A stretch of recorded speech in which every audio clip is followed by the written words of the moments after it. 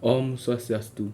Halo semua, perkenalkan nama saya Kadek Senadu Jaya dengan NIM 2203020048 dari Prodi Sistem Informasi. Di sini saya akan menjawab 5 soal yang ada mengenai video tugas data cleaning yang telah saya buat beberapa minggu lalu. So, tanpa banyak bicara, kita masuk saja ke videonya. Baik, untuk soal yang pertama yaitu jelaskan proses pengumpulan data yang kalian lakukan dengan terstruktur. Di sini, proses pengumpulan data diawali dengan identifikasi kebutuhan informasi yang relevan untuk pemilihan laptop.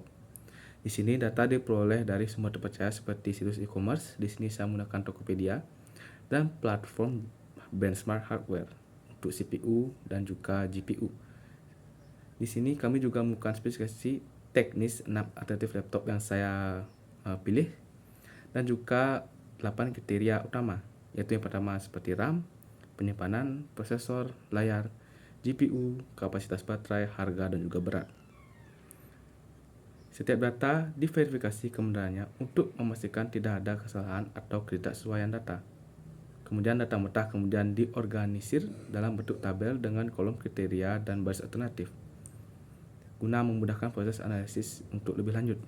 Kemudian di tahap terakhir yaitu melibatkan pemeriksaan data atau data cleaning untuk menangani missing value, duplikasi, dan standarisasi format.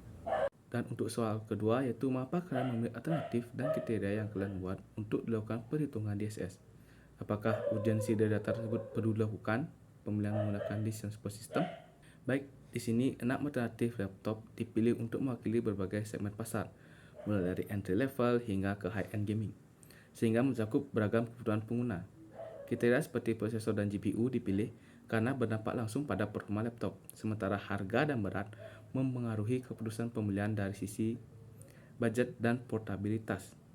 Urgensi penggunaan DSS muncul karena kompleksitas dalam mengevaluasi banyak kriteria, sekaligus yang seringkali saling bertentangan. Misalnya laptop dengan performa tinggi biasanya memiliki harga yang mahal dan juga memiliki berat yang lebih.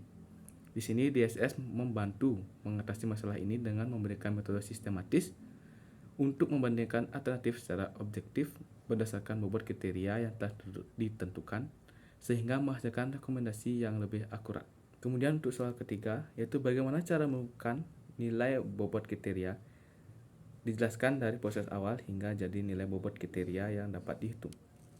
Baik, penentuan bobot kriteria dilakukan melalui beberapa tahap, yaitu yang pertama setiap tahap diberi nilai kepentingan menggunakan skala 1 sampai 5, di mana kriteria 1 berarti tidak penting sampai dengan 5 yaitu sangat penting, berdasarkan pengaruhnya terhadap keputusan akhir nantinya.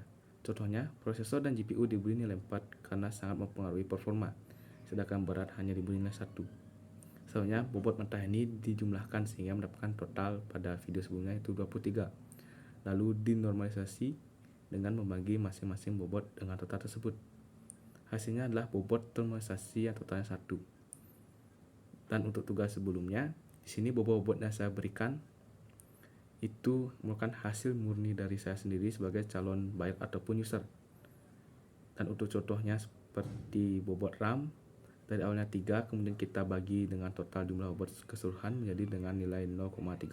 Selanjutnya itu soal keempat, yaitu bagaimana cara menemukan nilai alternatif. Dijelaskan dari proses awal hingga menjadi nilai alternatif yang dapat dihitung. Baik, di sini nilai-nilai alternatif yang ada dikumpulkan melalui konversi data kualitatif ke kuantitatif. Untuk kriteria seperti prosesor dan GPU yang awalnya berupa nama produk, di sini saya menggunakan skor benchmark dari beberapa situs seperti CPU Benchmark dan juga 3D Mark. Misalnya, untuk AMD Ryzen 5 6600H dikonversi menjadi skor 18680. Data kuantitatif seperti RAM dalam giga dan kapasitas baterai yaitu watt hour langsung digunakan tanpa modifikasi. Harga distandarisasi dalam rupiah dan berat dalam kilogram. Kriteria juga diklasifikasikan sebagai benefit. Semakin tinggi semakin baik seperti performa, dan juga cost. Semakin rendah yaitu semakin baik seperti harga. Proses ini memastikan semua data dapat dihitung secara sistematis dalam DSS nantinya. Selanjutnya itu soal terakhir, yaitu apakah data kriteria dan alternatif yang kalian cari baik dilakukan perhitungan menggunakan DSS. Di sini menurut saya data yang dikumpulkan sudah sangat sesuai dan sangat bisa diolah menggunakan DSS karena memenuhi beberapa syarat penting. Pertama, semua kriteria dapat diukur secara kuantitatif, baik langsung seperti contohnya RAM maupun melalui konversi seperti contohnya skor benchmark prosesor. Kedua, terdapat variasi yang cukup pada alternatif sehingga mewakili pilihan nyata di pasaran. Kemudian yang ketiga, bobot kriteria telah didefinisikan secara jelas berdasarkan tingkat kepentingannya, seperti yang sudah saya jelaskan sebelumnya dan juga sudah dinormalisasi. Keempat, klasifikasi benefit dan cost-nya membantu untuk penerapan metode analisis seperti SAW ataupun TOPSIS.